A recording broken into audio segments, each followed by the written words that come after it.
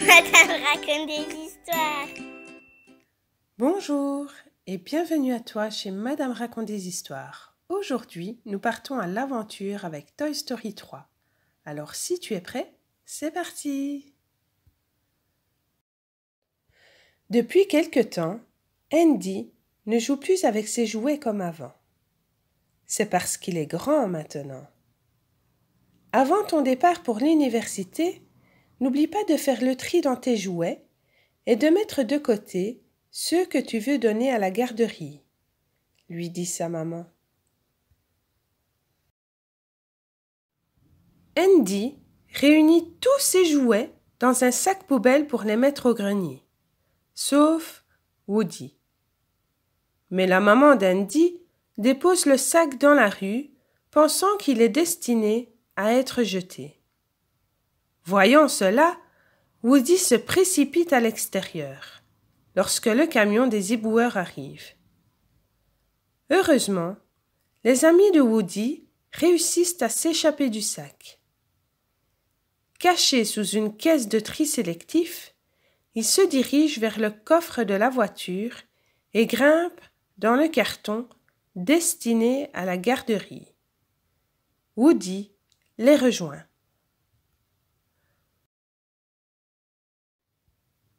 Woody raconte à ses amis qu'Andy voulait les mettre au grenier. Mais il n'en croit pas un mot. En arrivant à la garderie, les jouets découvrent un endroit fabuleux. Un ours rose, le plus sympathique de tous les jouets, les accueille. « Bienvenue à la garderie Sunnyside. Je m'appelle Lotso. La salle des chenilles sera votre nouvelle maison, » dit-il en leur montrant une salle pleine de jouets pour les tout-petits. Tous les jouets d'Andy sont contents et attendent impatiemment l'arrivée des enfants. Mais Woody ne veut pas rester. En se faufilant par une fenêtre, le cow-boy se retrouve sur le toit. Pour en descendre, il s'accroche à un vieux cerf-volant oublié. Mais une rafale de vent le déchire. Le cow-boy se retrouve suspendu à une branche. Alors qu'elle joue sur le terrain de jeu, Bonnie, une petite fille de la garderie, aperçoit Woody et le glisse dans son sac à dos. Dans la salle des chenilles, une armée de tout-petits surgit soudain. Mais ce n'est pas tout à fait ce que les amis de Buzz l'éclair avaient imaginé. Les tout-petits secouent les pauvres jouets, les malmènent, les démontent. Après avoir frappé Buzz, un enfant lassé finit par le jeter par terre. Par la fenêtre, le cosmonaute aperçoit la salle des papillons où les enfants plus grands jouent gentiment avec Lotso et les autres jouets. Le soir, les tout-petits sont enfin partis et Buzz essaie de rassurer ses amis. Il doit s'agir d'une erreur. Je vais aller voir Lotso sur le champ.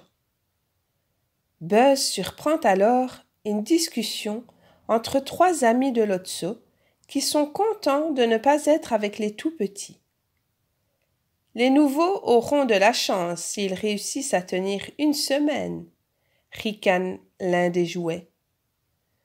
Buzz doit vite prévenir ses amis, mais il est fait prisonnier par Gros Bébé, un ami de Lotso.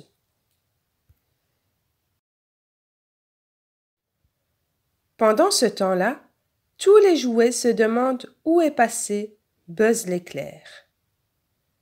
Madame Patate, qui avait perdu l'un de ses yeux chez Andy, réalise qu'elle peut toujours voir avec cet œil.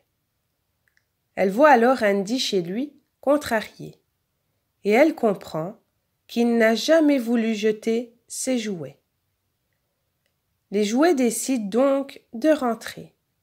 Mais Lotso les en empêche, car il sait que si les jouets d'Andy s'en vont, il ira dans la salle des tout-petits. « Aucun d'entre vous ne va quitter la garderie !» s'écrie-t-il.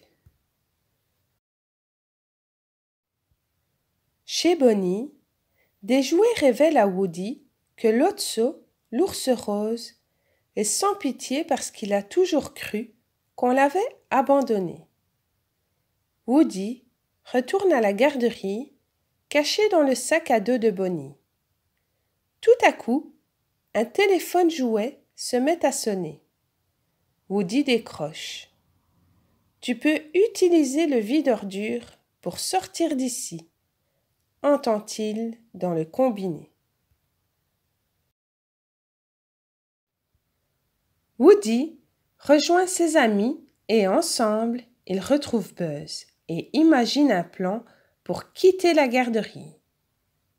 À la tombée de la nuit, ils arrivent à sortir sans être vus par Lotso.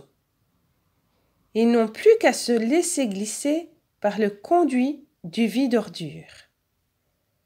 Ils doivent juste trouver un moyen de passer par-dessus la benne de déchets. Zigzag a une idée. Il va utiliser son long ressort pour former un pont. Mais le pauvre jouet se retrouve nez à nez avec Lotso, qui ne veut pas les laisser partir. Dans la bagarre, tous les jouets se retrouvent dans la benne, direction le centre de tri où le camion vide son contenu. Attention aux flammes de l'incinérateur au bout du tapis roulant. Heureusement, les aliens soulèvent les jouets avec une grue. Ils sont sauvés. Ils retrouvent le camion poubelle de leur quartier et se dépêchent d'y grimper. En route pour la maison. En arrivant, les jouets se précipitent chez Andy, qui se prépare à partir pour l'université. Woody écrit un mot à Andy et le colle sur un carton destiné au grenier. Andy est fou de joie en découvrant tous ses jouets. Il voit aussi le mot collé sur le carton. Après avoir lu le message, Andy se rend chez Bonnie et lui confie tous ses jouets. « Quelqu'un m'a dit que tu t'occupais très bien des jouets. » Avant de quitter ses jouets, Andy ne peut s'empêcher de leur adresser un dernier regard. Les jouets se rassemblent autour de Woody, le cœur rempli d'espoir. Ils réalisent que leur vie avec Andy appartient au passé, mais que leurs aventures avec Bonnie ne font que commencer. Si tu as aimé cette histoire, n'oublie pas de mettre un gros pouce bleu et de t'abonner à la chaîne. Gros bisous, à bientôt!